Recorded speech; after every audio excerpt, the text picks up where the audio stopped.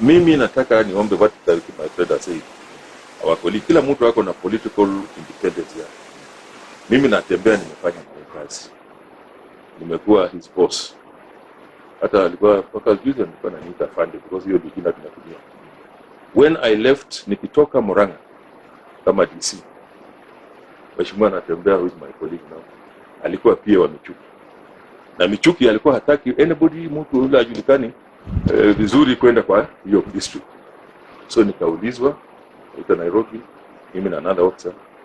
Nasema kwa sababu kuweka Michuki kumweka kamba, nikasema acha tupatie pia watu.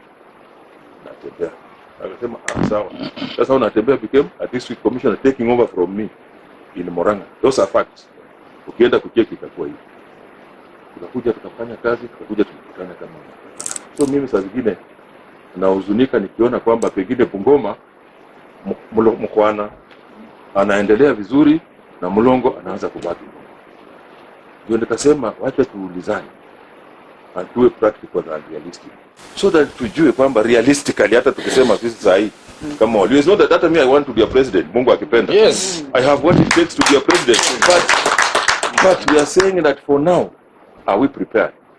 Tuko na tumejipanga to run a presidential campaign. Presidential campaign by the way in a day is about 50 million. Ndio uweke machinery. Kwa sababu utakuwa na wabunge wote Kenya, unatakana sijui nini. All this you must put together ndio sasa hiyo. So we are saying let us for now support a winning team. Winning team tumeona ni nani? Mheshimiwa. Pekubole. Hapa ukiona ndio tunasema sisi want to be in the winning team. We want to be the winning team. Na tunataka Trans Nzoia isiachwe nyuma in this winning team. We want to be part and parcel of the winning team. Sasa tumewaita tuko more than 20. Yesu Kristo alikuwa na wafuasi 12 pekee yake. Na wakaeneza injili mpaka leo. Tunahubiriwa injili walikuwa 12, we are 20. Injili itatushinda. Kuongelesha na atembea kuja fanya kazi na sisi. Sasa ukiambia atembea enda kwa opposition atakuwa deputy ya Kalonzo. Watazama 2027 watazama. Kalonzo atapata 13% ya kura zote Kenya, alafu apate 100% ya Wakambani. Alafu hiyo sasa anatembea atakuwa deputy. The deputy ya opposition. Afadhali tu uwe minister ama assistant minister kwa serikali kuliko kuwa deputy kwa opposition.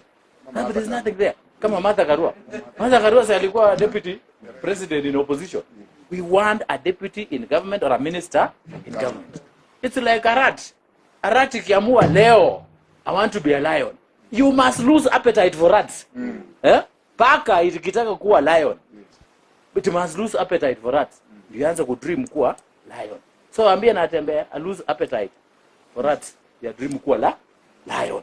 Na tunamuomba aje afanye kazi na William Samoei Ruto.